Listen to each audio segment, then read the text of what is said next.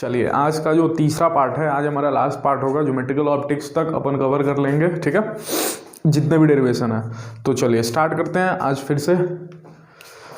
तो आज का जो सबसे पहला टॉपिक है वो जो मैंने शायद छोड़ दिया था वो है dipole in a uniform electric field.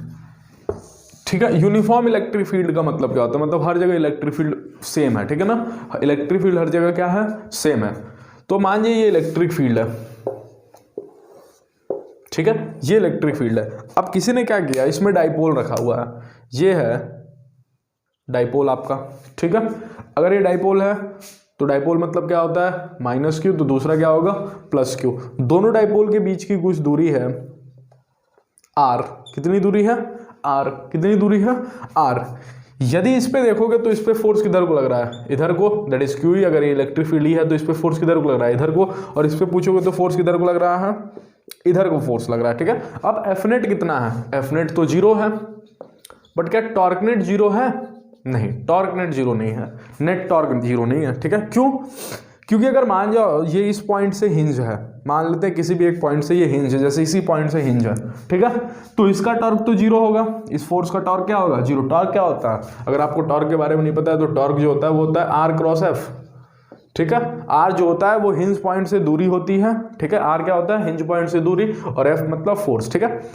तो यदि इसकी बात करें तो इसके लिए तो जीरो हो जाएगा ना आर, क्योंकि किसी पॉइंट से हिंज है तो इसके लिए आर कितना हो जाएगा? जीरो। तो इस फोर्स का टॉर्क होगा नहीं, सिर्फ और सिर्फ किस फोर्स का टॉर्क होगा? इस फोर्स का टॉर्क होगा, यदि इस पॉइंट से हम हिंज मान रहे हैं तो, ठीक है। तो इसका टॉर्क होगा, कितना होगा टॉर्क? यदि हम निकाले टॉर्क तो कितना होगा? Are cross F. आर कितना है? आर कितना है? हिंज पॉइंट से इसकी दूरी कितनी है? आर। एफ बोले तो एफ कितना है? Q E. और क्रॉस के टाइम में क्या खुलता है? Sine theta. क्या खुलता है? Sine theta. तो ये लिखा है R Q E sine theta. अगर आप ध्यान से देखें तो डाइपोल मूवमेंट क्या होता है? डाइपोल मूवमेंट पी वेक्टर जो होता है दैट इज क्यू इनटू में दोनों के बीच की दूरी दैट इज डी।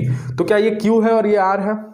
मतलब ये जो लिखा है ये है पी ई साइन थीटा। क्या यही है? अब यहां से दो आंसर पॉसिबल हो सकते हैं, या तो टॉर्क पी क्रॉस ई हो, या फिर टॉर्क ई क्रॉस पी हो। वो कैसे पता करेंगे हम? वो हम डायरेक्शन से पता करेंगे। सबसे आगे टॉर्क की डायरेक्शन पता करते हैं। टॉर्क की डायरेक्शन कैसे पता की जाती है? ये देखिए, क्या इनिशियली ये कुछ ऐसे होगा, मतलब इनिशियली डाइपोल कुछ ऐसे होगा, ठीक है। हमने रोटेट कर दिया कुछ थीटा, इसको हमने कुछ थीटा क्या कर दिया? रोटेट कर दिया। अब देखिए रोटेट कैसे किया है? ऐसे। तो जिधर रोटेट किया है उस डायरेक्शन में आप फिंगर को कर्ल कीजिए। अगर आप फिंगर को इधर घुमाएं तो जो अंगूठा है वो किधर की तरफ आ रहा है? बाहर की तरफ। मतलब थीटा का जो डायरेक्शन है वो कैसा है? आउटवर्ड। थीटा कैसा है? आउटवर्ड। तो टॉर्क का डायरेक्शन होगा इनवर्ड। ये आपको वर्क एनर्जी पावर 11 चैप्टर में टॉर्क की डायरेक्शन सिखाई जाती है, ठीक है, कि जो थीटा का डायरेक्शन होगा उसका अपोजिट डायरेक्शन किसकी होगी?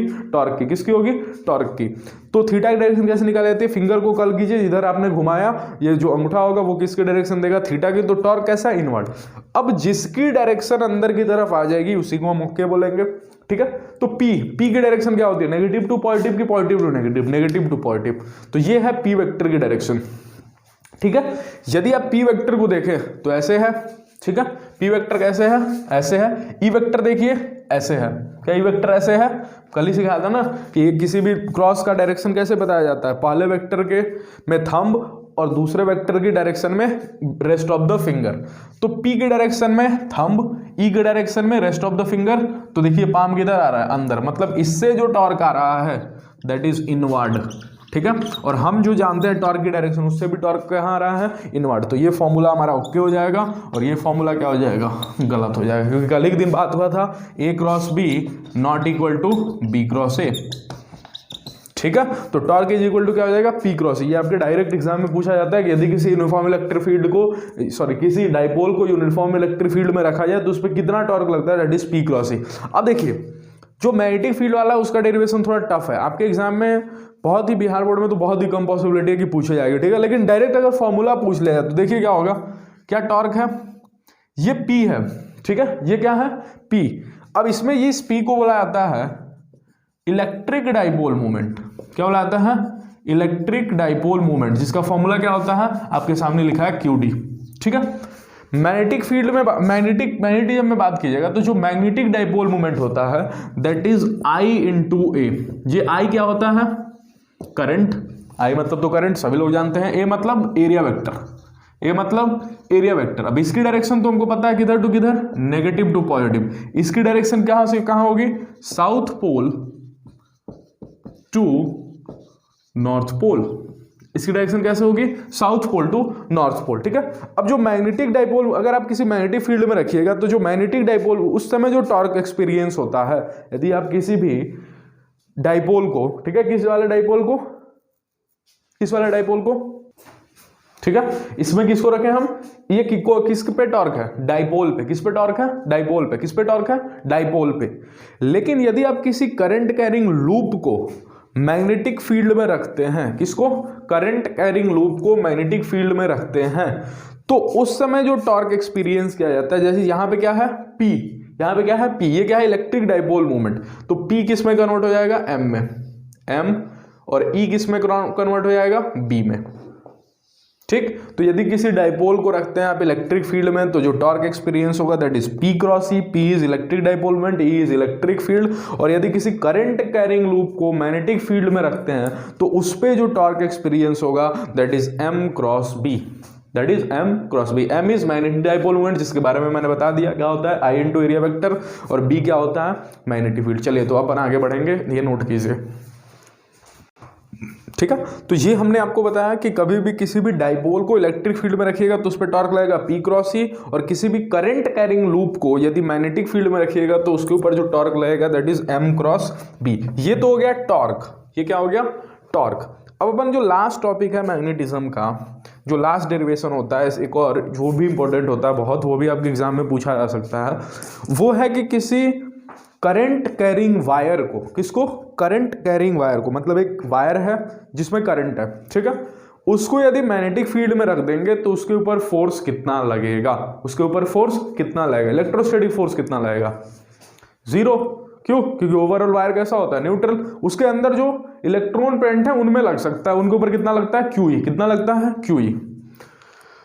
लेकिन यदि किसी वायर को मैग्नेटिक फील्ड में रखते हैं तो उसके ऊपर फोर्स कितना लगेगा? ये हमारा टॉपिक है। तो ये वो मानिए मैग्नेटिक फील्ड है, ये क्या है? Magnetic field, that is B vector, ठीक है। ये मैग्नेटिक फील्ड, हमने किसी स्ट्रेट वायर को, मान लीजिए ये कोई स्ट्रेट वायर है,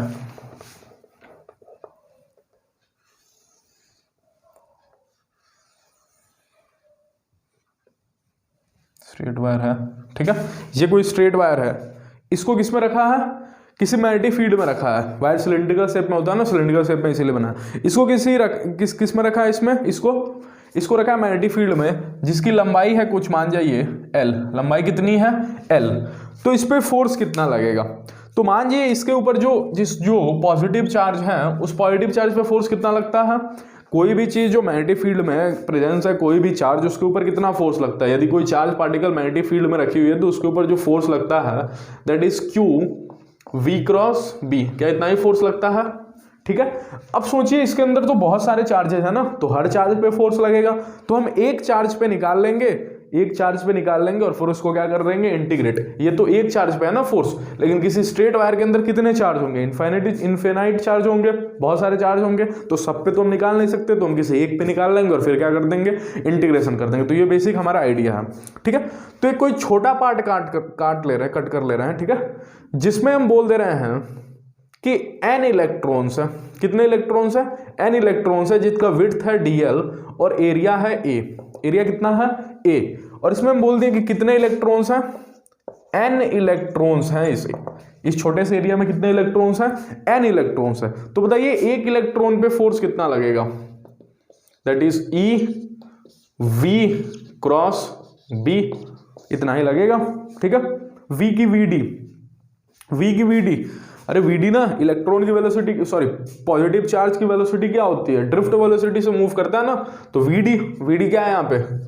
ड्रिफ्ट वेलोसिटी सिटी, ये आपको पता होगा शायद, ठीक है, कि जो भी चार्जेस, जो इलेक्ट्रॉन होते हैं या जो भी पॉजिटिव चार्ज होते हैं, वो जो किसी कंडक्टर के अंदर मूव करते हैं जिस वेलोसिटी के साथ, उस वेलोसिटी को क्या बोला जाता है, ड्रिफ्ट वेलोसिटी। तो क्या हो गया, EVD क्रॉस B, ठीक है। ये तो हो गया एक इलेक्ट्रॉन पे फोर्स, मैं डायरेक्ट लिख रहा हूं यहाँ पे, ये हो गया एक इलेक्ट्रॉन पे फोर्स। हमको उस रीजन में कितने इलेक्ट्रॉन है, n इलेक्ट्रॉन, कितने हैं, n इलेक्ट्रॉन। अब n इलेक्ट्रॉन पे फोर्स क्या हो जाएगा, सिंपल n E। अब VD और B में एंगल बताइए, क्या VD B कैसे है, B कैसे लें, क्या B ऐसे है, क्या B ऐसे है, ठीक है। और आपका VD ड्रिफ्ट, ये ड्रिफ्ट वेलोसिटी कैसे है, ऐसे, तो ये है VD, ये है B, ठीक है। तो इनके बीच में कुछ एंगल होगा, मान लेते हैं एंगल कितना है, थीटा। तो NEVD B साइन थीटा, अरे क्रॉस के टाइम पे साइन ही तो खुलता है ना, तो क्या हो गया, NEVD B साइन थीटा। ये n इलेक्ट्रॉन पे फोर्स लगा, दोबारा सुनिए, एक इलेक्ट्रॉन पे फोर्स कितना लगेगा, EVD क्रॉस B, तो n इलेक्ट्रॉन पे कितना लगेगा, NEVD B cross B sine theta, ठीक है। अब देखिए एक चीज डिफाइन होती है यहाँ पे, छोटा n।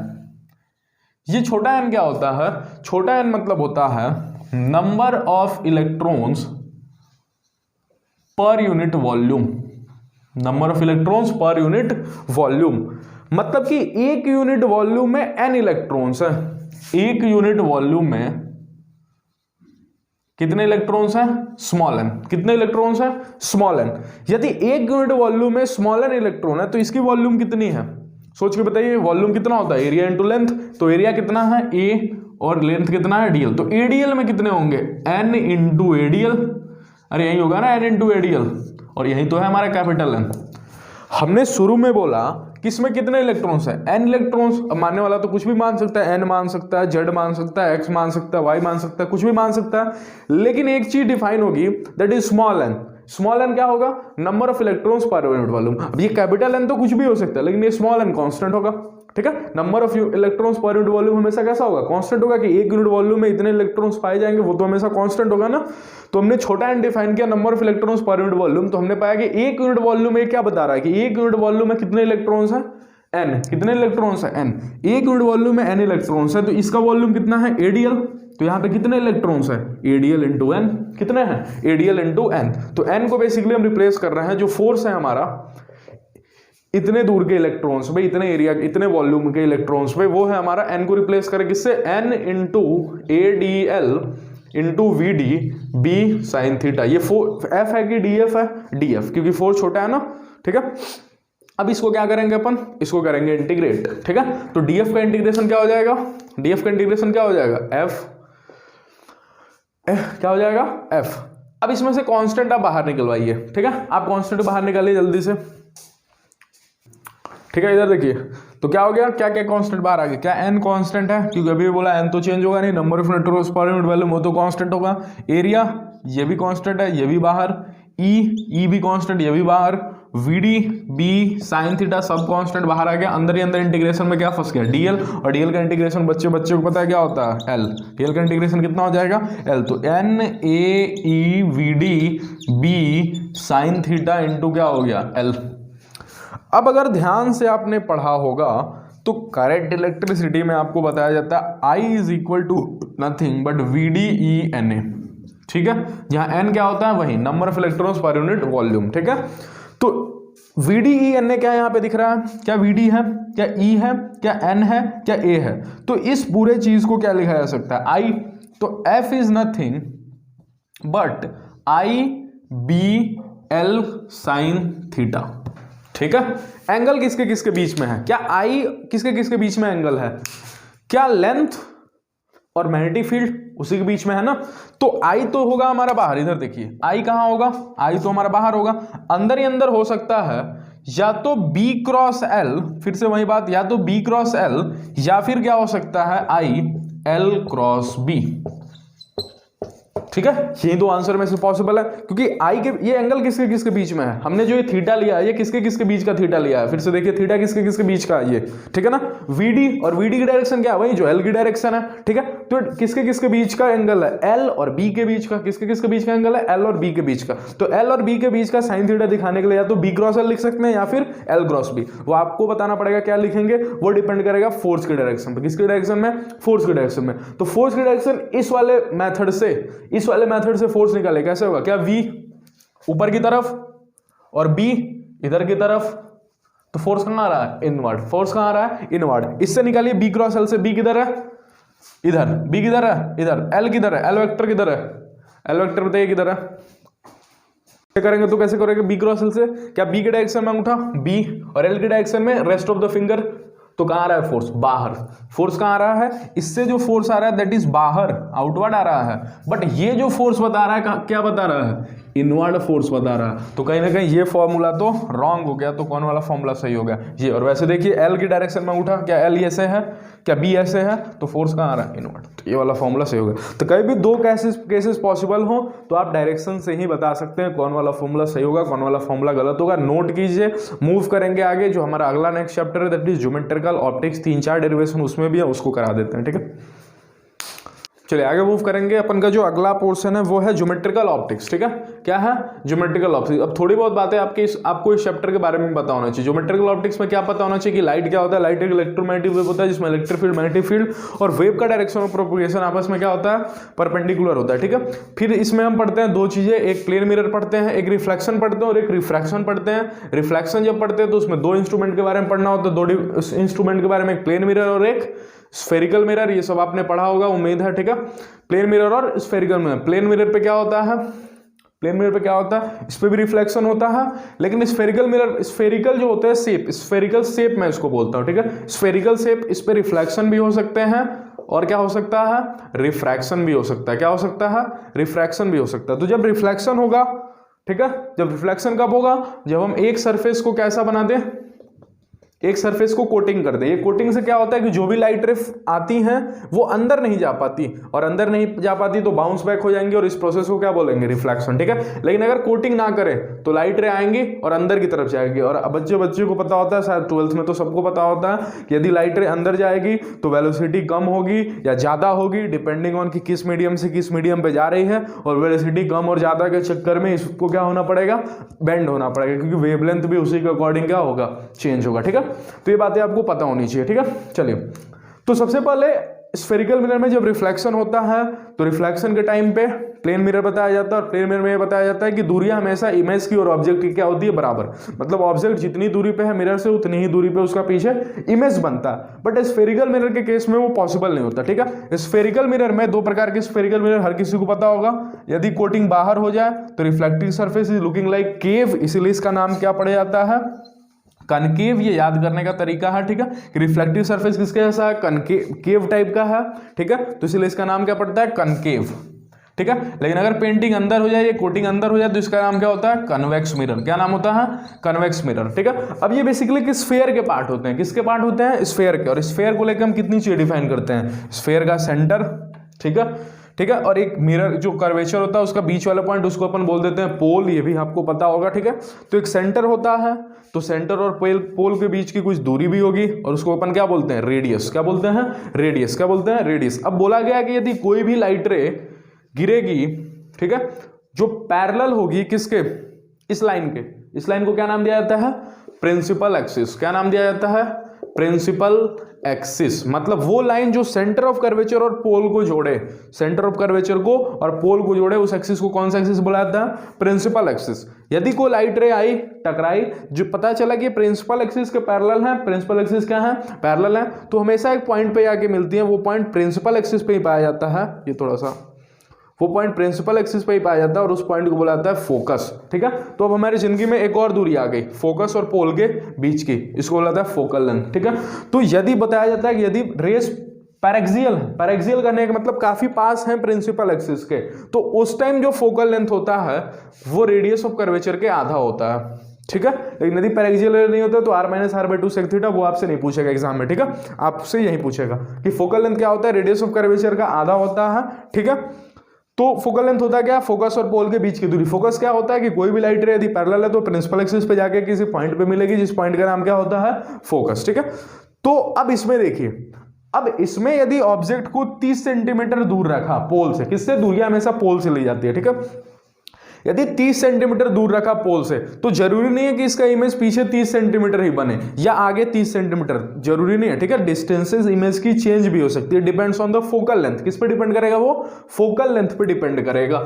तो यहां हमें क्या पता चला कि जितनी दूरी पे आपका ऑब्जेक्ट है उतनी ही दूरी पे इमेज बनने वाला कॉन्सेप्ट फेल हो जाता है। जो कॉन्सेप्ट किस पे लागू होता है? प्लेन मिरर पे। तो इसके नाम पे एक फॉर्मूला दिया गया है, जो फॉर्मूला हमें, यदि फोकल लेंथ पता है, फोकल लेंथ तो आपको पता होगी, वो मिरर पे डिपेंड करती है, ठीक है। तो फोकल लेंथ आपको पता होगी, यू तो आपको पता ही होगा। तो एफ और यू अगर पता हो तो आप वी निकाल पाए, इसके लिए जो फॉर्मूला बना है दैट इज 1/u प्लस में 1/v इज इक्वल टू 1/में एफ। सारी चीजें साइन के साथ रखी जाती है, ये तो आपको पता ही होगा। और इस फॉर्मूले को कौन सा फॉर्मूला बोला जाता है? Mirror formula.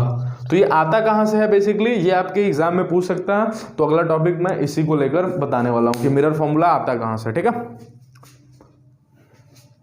होता क्या है ये तो आपको पता चल ही गया। मिरर फॉर्मूला क्या होता है?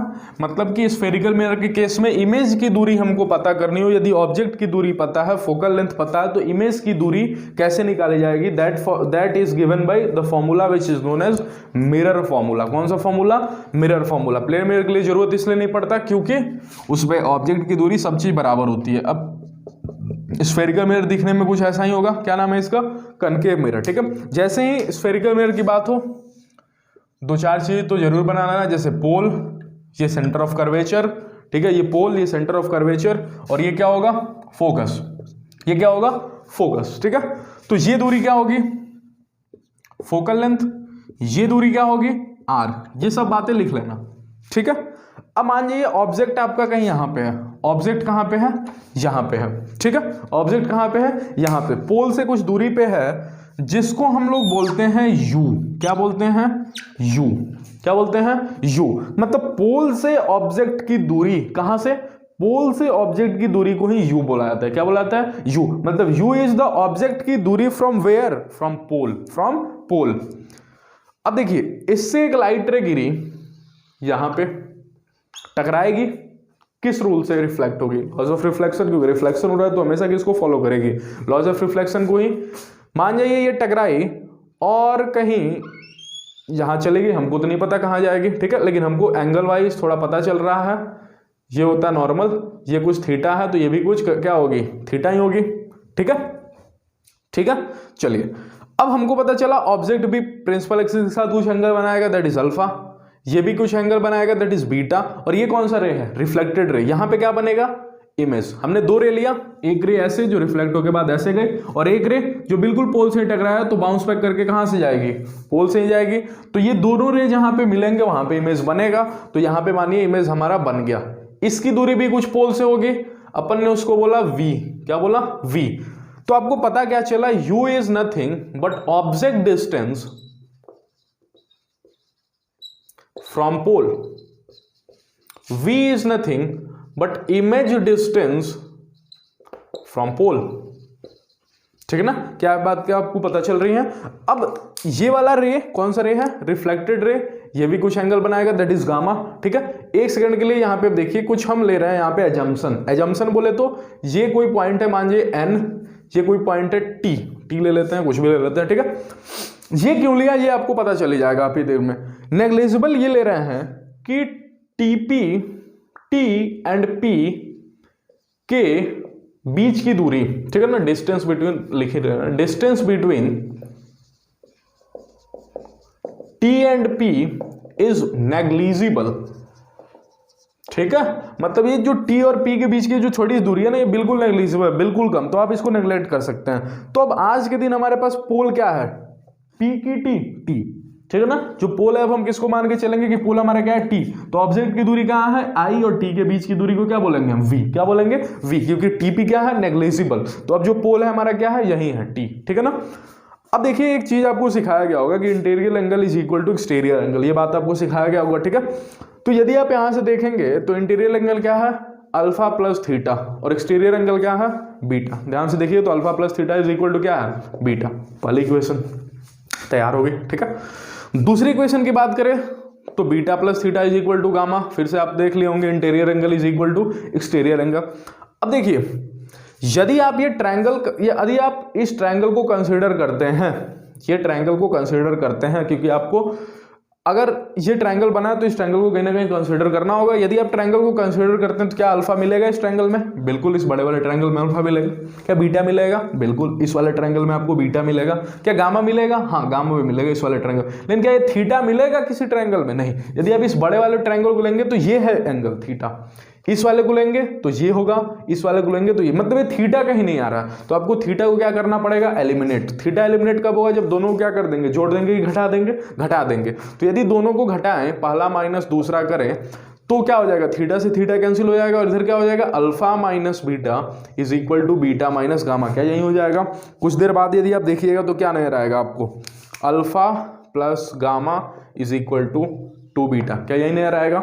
अगर ऐसा है तो पहला एजम्पशन तो आपका ये है, कहाँ गया? ये है पहला एजम्पशन। दूसरा एजम्पशन क्या लेते हैं हम कि रेज कैसे हैं? पैरेक्सियल। रेज कैसे हैं? पैरेक्सियल। यदि रेज पैरेक्सियल होते हैं तो थीटा क्या होता है? स्मॉल।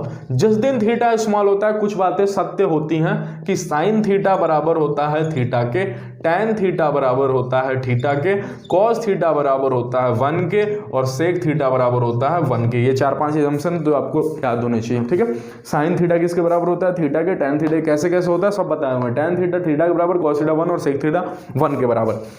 तो अब जो जो थीटा है उसकी जगह क्या लिया जा सकता है? टैन। मतलब alpha is nothing but tan alpha, gamma is nothing but tan gamma, और 2 beta is nothing but 2 tan beta. क्या लिखा जा सकता है? ठीक है। यदि आप इस ट्रायंगल को देखें तो टैन अल्फा क्या होगा? Perpendicular by base. परपेंडिकुलर क्या है? एंटी, और बेस क्या है? ये वाला ओटी। क्या है? ओटी। और ओटी क्या है आपका? यू। अब तो आप बोलेंगे सर ओपी यू है ना, मैंने बोला नहीं। अब ये एजम्पशन क्या लिया कि टी और पी के बीच की दूरी नेग्लिजिबल है, तो अब हमारा पोल क्या है? यही टी ही पोल है, ठीक है। तो यू क्या है आपका? ये ओटी, और ओटी क्या है? यू। प्लस में टैन गामा बोलिए, टैन गामा क्या होगा? टैन गामा होगा एंटी अपॉन में, ध्यान से देखिए, एंटी अपॉन में भी, सोच लीजिए एंटी अपॉन में भी। क्या ये एंटी और टी और आई के बीच की दूरी क्या है? वी, ठीक है। तो एंटी अपॉन में v is equal to 2 tan beta. बोलिए टैन बीटा क्या है? क्या ये है टैन बीटा इस वाले ट्रायंगल में? एंटी अपॉन में क्या है? सी और टी के बीच की दूरी क्या है? आर। तो एंटी अपॉन में आर। क्या आपको पता चला कि एंटी और एंटी एंटी सब साफ हो गए, ठीक है ना। अगर ऐसा हो गया तो इधर दिख रहा है मुझे 1 अपॉन में यू प्लस 1 अपॉन में v is equal to 2 upon में आर। अभी भी बोला था शुरुआत में कि r/2 क्या होता है? Focal length. r/2 क्या होता है? Focal length. तो 2/r क्या होगा? 1 अपॉन में फोकल लेंथ। तो ये क्या हो गया? 1 अपॉन में u प्लस 1 अपॉन में v is equal to 1 upon में f। तो यहां से आता है ये बेसिकली, ठीक है। आप ऐसे डिराइव कर सकते हैं यदि आपके एग्जाम में पूछे तो। That is nothing but mirror formula, ठीक है। अब अगला हमारा होगा रिफ्रैक्शन को लेके। किसको लेके? रिफ्रैक्शन को लेके, कि रिफ्रैक्शन के टाइम में कैसे क्रिएट होता है मिरर फॉर्मूला, ठीक है। तो इसको नोट कीजिए, आगे प्रोसीड करते हैं। तो अगला क्या होगा?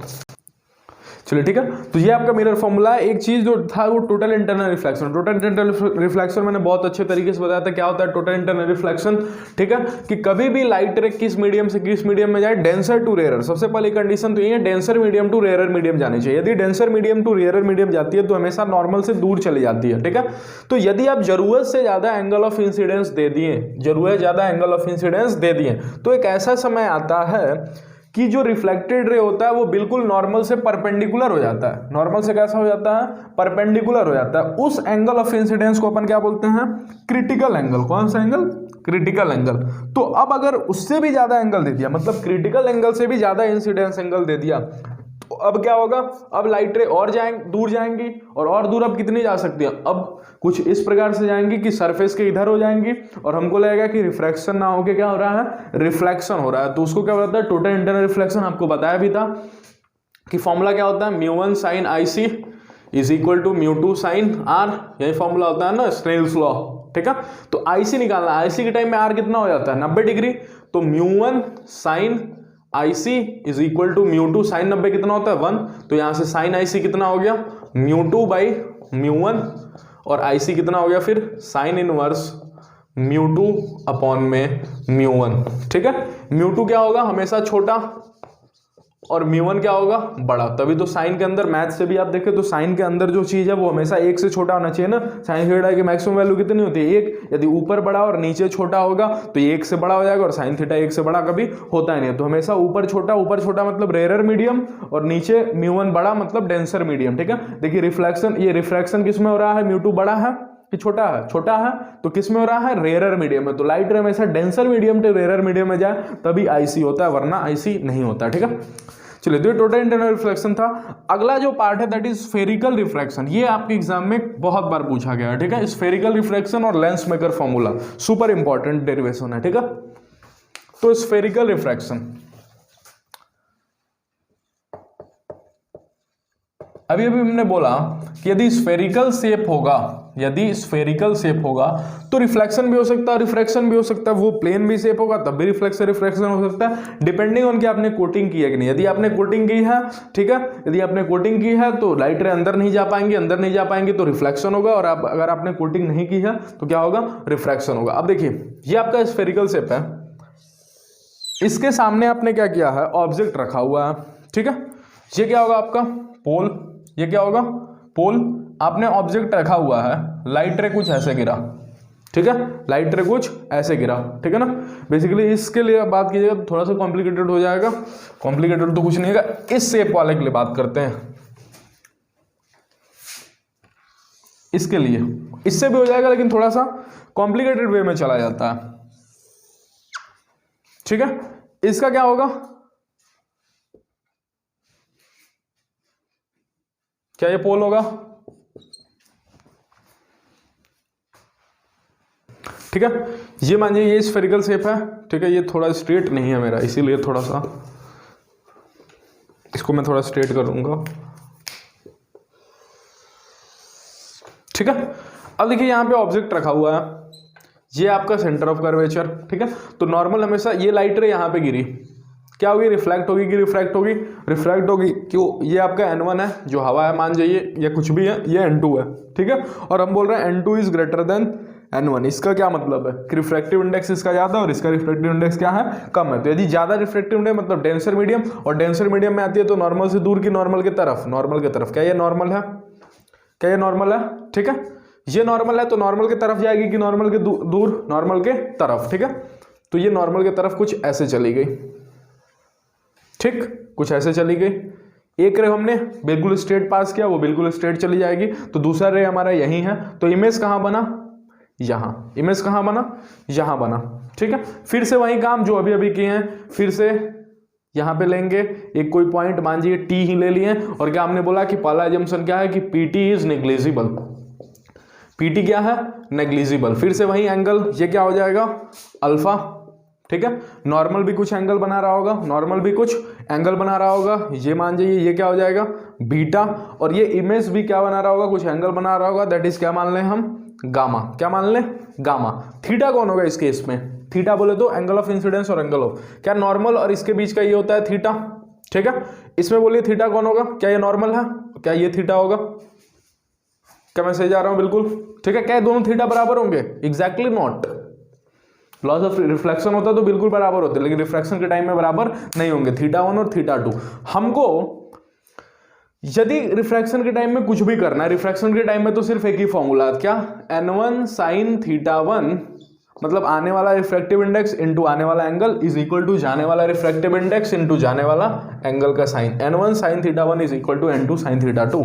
तो सबसे आगे अल्फा बीटा और गामा के फॉर्म में θ1 और θ2 निकालते हैं। यदि आप ध्यान से देखें तो θ1 कितना है, θ1, फिर से वही interior is equal to exterior, क्या alpha plus beta is equal to θ1।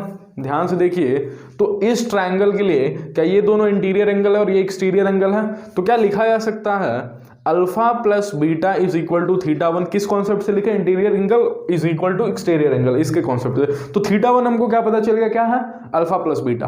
ठीक है, θ2 के बारे में बात कीजिए, क्या θ2 इस ट्रायंगल के लिए बात करें तो θ2 plus gamma is nothing but equal to beta.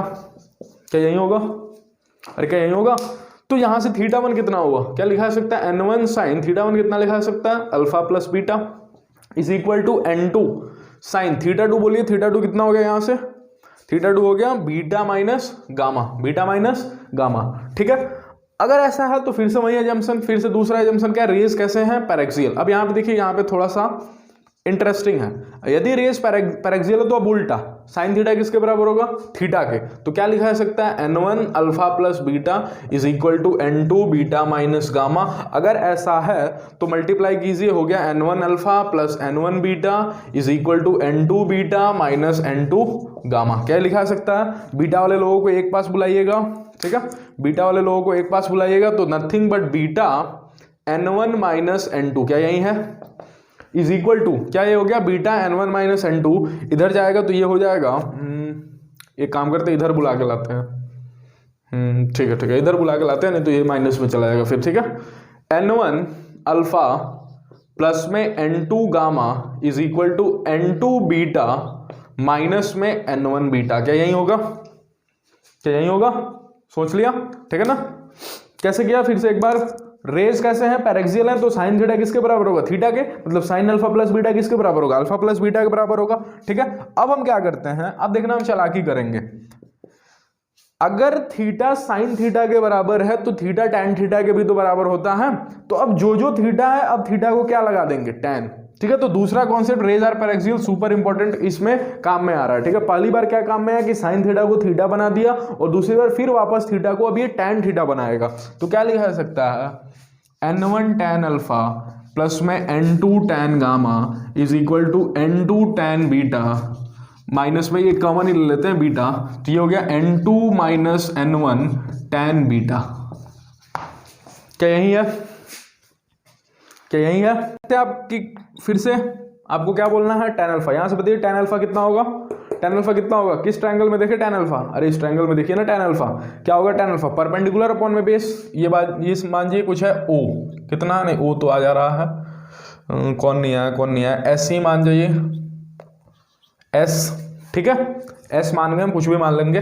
तो ऊपर हो गया एस पी, और नीचे क्या हो गया, ऑब्जेक्ट की दूरी फ्रॉम टी, टी क्या है, पोल, टी क्या है, पोल, क्योंकि पीटी नेग्लिजिबल है ना, तो ओ की दूरी फ्रॉम पोल, फिर से वही क्या, यू, प्लस में n1, यहाँ पे n1 भी होगा, ठीक है, n2 tan गामा, गामा किधर है, गामा किस ट्रायंगल में मिलेगा, इस राइट ट्रायंगल में, ये 90 डिग्री है ना, ये राइट ट्रायंगल में मिलेगा tan गामा, कितना होगा, एस पी अपॉन में, बोलिए क्या होगा ये, टी आई क्या है, इमेज की पोल से दूरी, क्या होगी, v is equal to n2 minus n1 tan beta बोलिए, टैन बीटा कितना होगा, कि टैन बीटा इस राइट ट्रायंगल में देख लें, इस राइट ट्रायंगल में देखेंगे तो एसपी अपॉन में कितना हो गया, कितना हो गया ये टीसी, सेंटर ऑफ कर्वेचर की किससे दूरी, पोल से, क्या होती है वो, आर। एक बार फिर से देखने का टाइम आया, ठीक है, कैसे SP SP SP cancel out हो गया, क्या हो गया, यहां से हो गया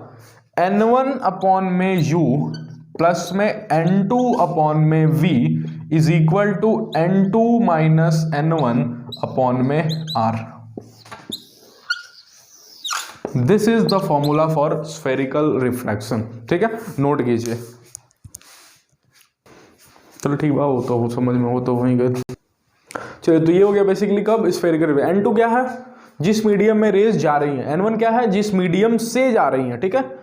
अब बेसिकली देखिए यहाँ पे u कैसा होगा, साइन के साथ रखेंगे ना, तो u कैसा है, यहाँ पे आपको मैंने बताया था पॉजिटिव नेगेटिव कैसे लेना है साइन करने में, जिधर जो डायरेक्शन होता है इंसिडेंट रे का, वो डायरेक्शन कैसा होता है, पॉजिटिव, मतलब इंसिडेंट रे इधर को जा रही है तो ये वाला डायरेक्शन पॉजिटिव होगा और ये वाला डायरेक्शन क्या होगा, नेगेटिव। तो u को क्या रखेंगे, जहां u रखे हैं वहां u ना रख के क्या रखेंगे, माइनस u, ठीक है। तो फॉर्मूला क्या हो जाएगा, n2 by v minus n1 by u is equal to n2 minus n1 upon में r, ठीक है। अब देखिए एक और इंटरेस्टिंग चीज है, यहां से मैं इसको भी बता रहा हूं, ठीक है। एक और इंटरेस्टिंग क्या बात है कि यदि कल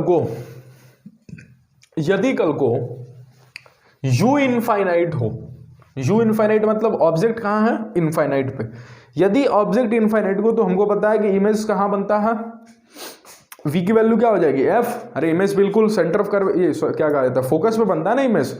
यदि ऑब्जेक्ट इन्फिनिटी पे हो तो इमेज कहां बनता है, फोकस पे। इफ u इन्फिनिटी, तो इमेज कहां बनता है, फोकस पे, तो उस टाइम v की वैल्यू कितनी हो जाएगी, f, ठीक है। तो रखिए आप u की वैल्यू इन्फिनिटी, क्या हो जाएगा, minus n1 by infinity plus में n2 बाई v की वैल्यू कितनी रख दें, f is equal to n2 minus n1 upon में r, क्या यही हो जाएगा, यही हो जाएगा, ठीक है। ये कितना हो गया 0, ये कितना हो गया 0, तो ये कितना आ गया N2/F is equal to N2 minus N1 upon में R। ठीक है, ठीक है। अब देखिए ये मैंने क्यों बताया, बेसिकली ऐसा ही आपको यूज में लूंगा लेंस मेकर फॉर्मूला में। जब लेंस मेकर फॉर्मूला कराऊंगा तो ये कॉन्सेप्ट यूज में लूंगा। ठीक है, ये कॉन्सेप्ट कब यूज में लूंगा, जब लेंस मेकर फॉर्मूला कराऊंगा कि यदि u इन्फिनिटी होगा तो v क्या होगा f, तो उसमें भी मैं वैल्यू रखाऊंगा। ठीक है, ये स्फेरिकल रिफ्लेक्शन हो गया। अगला टॉपिक है that is lens maker formula. क्या है लेंस मेकर फॉर्मूला। ठीक है, अब देखिए इस फॉर्मूला में हमने u को कैसा मान के चला, नेगेटिव, इसलिए ये आया है माइनस। ठीक है ना, तो अब जो अगला है वो लेंस मेकर फॉर्मूला है। तो आपको पता ही होगा लेंस क्या होता है। लेंस बेसिकली दो स्फेयर से बनता है। ठीक है, कोटिंग होती नहीं है, तो यहाँ पे क्या होता है रिफ्रैक्शन होता है। क्या होता है रिफ्रैक्शन। ठीक है, ये पता होगा आपको। प्रिंसिपल एक्सिस होता है, बीच वाला क्या होता है ओ ऑप्टिकल सेंटर। ठीक है, क्या होता है ऑप्टिकल सेंटर। अब मानिए ऑब्जेक्ट को यहाँ पे रखा हुआ है, ऑब्जेक्ट को क्या रखा हुआ है यहाँ पे, इस पे गिरेगा, इस सरफेस से भी रिफ्रैक्ट होगा, इस सरफेस से भी रिफ्रैक्ट होगा। मानिए इस सरफेस से रिफ्रैक्ट हुआ तो कहीं यहां जाता। ठीक है, तो यहां पे इमेज बनता, ये क्या होता V1। ठीक है, इस सरफेस से रिफ्रैक्ट होता तो यहां पे जाता, तो ये हमारा इमेज बनेगा V। ठीक है, तो यहां पे रिफ्रैक्शन बेसिकली कितने सरफेस से हो रहा है, दो सरफेस से, इसीलिए इसको मैं एग्जैक्टली बीच में दिखा देता हूं। ठीक है, मैंने एग्जैक्टली बीच में दिखा दिया। ये क्या है रिफ्रैक्टेड रे। क्या है ये रिफ्रैक्टेड रे। ये ऑब्जेक्ट है, ये ऑप्टिकल सेंटर को बेसिकली मैं कुछ देर के लिए P बोल देता हूँ। क्यों P बोल देता हूँ, क्योंकि यहाँ पे भी O है। ठीक है, इसीलिए तो ये है O, यहाँ ये है P। इसके रिफ्रैक्टिव इंडेक्स है म्यू। मैंने बोला बाहर सराउंडिंग जो मीडियम है दैट इज एयर। क्या है एयर है, सराउंडिंग मीडियम सेम है, तभी लेंस मेकर फॉर्मूला ये आ पाता है। ठीक है, तो यदि इस सरफेस से रिफ्रैक्शन होगा, इसको पहला सरफेस बोल देता हूं जिसका रेडियस ऑफ कर्वेचर R1 है, इसका कितना है R2 है। कुछ भी चीज साइन के साथ नहीं रखूंगा, क्यों, ताकि कि कन्वेक्स लेंस के लिए भी यही फॉर्मूला काम करे और कनकेव लेंस के लिए भी यही फॉर्मूला काम करे, इसीलिए कुछ भी चीज हम साइन के साथ नहीं रखेंगे। पहले पार्ट पे यदि रिफ्रैक्शन करें तो फॉर्मूला क्या लगेगा, यही रिफ्रैक्शन के टाइम में फॉर्मूला क्या लगेगा, यही क्या होता है फॉर्मूला N2/V। N2 क्या है, जिधर रेस जाए, तो रेस किस में आ रही है म्यू, तो म्यू/V। पहले सरफेस के लिए V क्या है V1, पहले सरफेस के लिए V क्या है V1, पहले सरफेस के लिए V क्या है V1। माइनस में N1, कहां से रेस आ रही है हवा से, हवा का क्या होता है 1 अपॉन में U। U क्या है दूरी। ठीक है ना, इस ऑब्जेक्ट की दूरी कहां से, सेंटर से। ठीक है, 1 अपॉन में U इज इक्वल टू क्या होगा N2 minus N1 by R1। ठीक है ना, इसका रेडियस ऑफ कर्वेचर कितना है R1। ये हो गया पहला इक्वेशन, पहले सरफेस का हमने लिख दिया। ऐसे ही दूसरे सरफेस का लिखें, तो दूसरे सरफेस का कैसे लिखेंगे बोलिए, दूसरे सरफेस का कैसे लिखेंगे, दूसरे सरफेस का, दूसरे सरफेस के लिए ये वाला जब इमेज बन रहा है V, तो क्या ये एज अ ऑब्जेक्ट काम कर रहा है, क्या इस सरफेस के लिए ये एज अ ऑब्जेक्ट काम कर रहा है।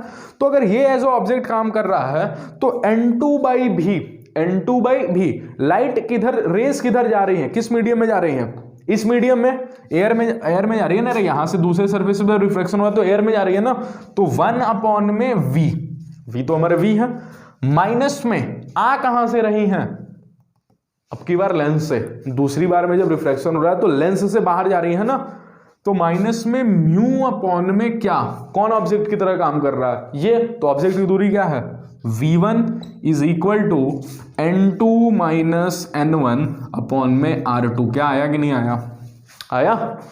ठीक है ना, दूसरे सरफेस के लिए कौन एज ऑब्जेक्ट काम कर रहा है, ये काम कर रहा है। ठीक है, तो ये इसकी दूरी कितनी है V1, कितनी दूरी है V1, इसीलिए क्या लिया V1। और रेस किधर जा रहे हैं, रेस किधर से आ रहे हैं, लेंस से, उसका रिफ्रैक्टिव इंडेक्स बोला ना N1 क्या है जिधर से रेस आए, और N2 क्या है जिधर रेस जाए। तो दूसरी टाइम रिफ्रैक्शन में रेस किधर को जा रही है, हवा में, तो 1 अपॉन में। इसको मिटाता हूं। ठीक है,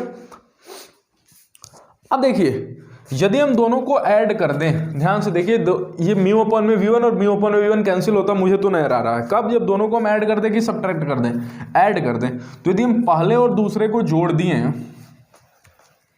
यदि हम पहले और दूसरे को जोड़ दें तो पहला प्लस में दूसरा जोड़ दिए, तो मेरे हिसाब से हो गया म्यू अपॉन में V1 प्लस में म्यू अपॉन में V1 प्लस में कौन कौन कैंसिल हो जाएगा, ये और ये कैंसिल हो जाएगा ना जोड़ने पे, जोड़ने पे ये कैंसिल हो जाएगा और हो क्या जाएगा 1 अपॉन में v माइनस 1 अपॉन में u is equal to n2 minus n1 common आ जाएगा और अंदर ही अंदर क्या बच जाएगा 1 अपॉन में r1 प्लस 1 अपॉन में r2 बच जाएगा नहीं ये। चलिए नोट, ठीक है। देखिए ये n2 माइनस n1, अब इस वाले फॉर्मूला में जो मैंने n2 n1 रखा है इसको भी तो सोच समझ के रखना पड़ेगा ना, कौन n2 है कौन n1 है। तो n2 क्या होगा, n2 के लिए हमेशा ध्यान रहे, यहाँ पे लिख दे रहा हूं आपके लिए, ठीक है, कि जहां रेज जाए n1 क्या होता है, जहां से रेज आए। n1 उस मीडियम का रिफ्रैक्टिव इंडेक्स ले आता है जहां से रेज आए। तो पहले रिफ्रैक्शन के लिए रेज कहां जा रही हैं, लेंस में, तो n2 क्या होगा म्यू, n2 क्या होगा म्यू, और n1 क्या होगा, कहां से आ रही हैं, कहां से आ रही हैं, जहां से, तो n1 क्या होगा 1। दूसरे के लिए बात करें तो जा किधर रही हैं, हवा में, जा किधर रही हैं, हवा में, तो n2 क्या होगा 1 और n1 क्या होगा, n1 क्या होगा, n1 क्या है, आ किधर से रही है, यहां से, तो 1 अपॉन में म्यू। तो अगर इन दोनों को जोड़िएगा तो ये दोनों जुटेंगे नहीं, बेसिकली घटेंगे, क्योंकि 1 माइनस म्यू क्या है, माइनस म्यू माइनस 1, तो दोनों घटेंगे तो क्या हो जाएंगे 1 अपॉन में r1 माइनस 1 अपॉन में r2। ये आपका फॉर्मूला आ गया। चलिए ठीक है, तो यहां पे भी n2 माइनस n1 यहां पे भी सुधार लिया जाएगा। तो n2 क्या है, रेस कहां जा रही है, म्यू माइनस 1, ठीक है ना। चलिए क्या आपका हो गया, क्योंकि म्यू माइनस 1 हमने म्यू माइनस 1 इन दोनों को आप जोड़ लीजिएगा, बेसिकली इतना ही आ जाएगा। अब फिर से वो वाला कॉन्सेप्ट जो आपको बताया था, इफ u अगर इन्फिनिटी पे हो तो v कितना होगा, f होगा। रखिए यहाँ पे 1 अपॉन में v माइनस 1 अपॉन में इन्फिनिटी इज इक्वल टू क्या हो गया, ये पूरा सामान म्यू माइनस 1 अपॉन में r1 माइनस 1 अपॉन में r2, क्या यही हो गया, और v किसके बराबर होगा, f के बराबर। तो 1 अपॉन में f is equal to mu minus 1 upon में r1 माइनस 1 अपॉन में r2, क्या ये भी हो गया, ठीक है। तो यहां से हमको क्या पता चल रहा है, एक और चीज, कि ये 1 अपॉन एफ किसके, यदि हम कंपेयर कर दें दोनों को, यहां से देखिए यदि दोनों को कंपेयर कर दें तो क्या ये पूरा चीज इसके बराबर है। तो क्या एक और बात लिखी जा सकती है, कहां लिखूं, यहां पे लिख देता हूं 1 अपॉन में v माइनस 1 अपॉन में u is equal to 1 upon में f। क्या ये बात भी लिखी जा सकती है। तो जहां मिरर फॉर्मूला होता था 1 अपॉन में v प्लस 1 अपॉन में u is equal to 1 upon में f, लेंस मेकर फॉर्मूला क्या होता है, लेंस मेकर फॉर्मूला तो ओरिजिनली ये होता है, ठीक है, लेकिन ये कंपैरिजन करके ये वाला कॉन्सेप्ट हमने लगाया कि यदि u इन्फिनिटी हो तो v क्या होगा, f वैल्यूज रखा उसके हिसाब से, बाय कंपैरिजन हमने ये प्राप्त किया ये, ठीक है। तो चलिए ज्योमेट्रिकल ऑप्टिक्स इसी के साथ खत्म होता है, ठीक है। पढ़ते रहे, एग्जाम के लिए आपको बेस्ट ऑफ द लक, ठीक है। पूरा डेरिवेशन हमने कंप्लीट कर दिया। वेव ऑप्टिक्स चैप्टर पे मैं एक सेपरेट वीडियो लेकर आऊंगा, क्योंकि वेव ऑप्टिक्स थोड़ा बहुत कॉम्प्लिकेटेड चैप्टर है, 2-3 डेरिवेशन भी है उसमें, जैसे इंटरफेरेंस, फ्रिंज विड्थ, मैक्सिमा कब बनेगा, मिनिमा कब बनेगा, रिफ्लेक्शन रिफ्रैक्शन को प्रूव जो हाइजन ने प्रूव किया था, ठीक है। तो वेव ऑप्टिक्स पे एक सेपरेट वीडियो मैं कल लेकर आऊंगा। आज के लिए इतना कंप्लीट करते हैं। रिफ्लेक्शन में 3 डेरिवेशन मैंने कराया, तीनों डेरिवेशन इंपॉर्टेंट है, कुछ भी पूछ सकता है। ज्यादातर दावेदार है इसके पिछला वाला स्फेरिकल रिफ्लेक्शन, पिछले साल पूछा था, पॉसिबिलिटी है कि इस साल भी पूछ ले, नहीं तो ये तो जरूर पूछेगा, ठीक है। चलिए थैंक यू।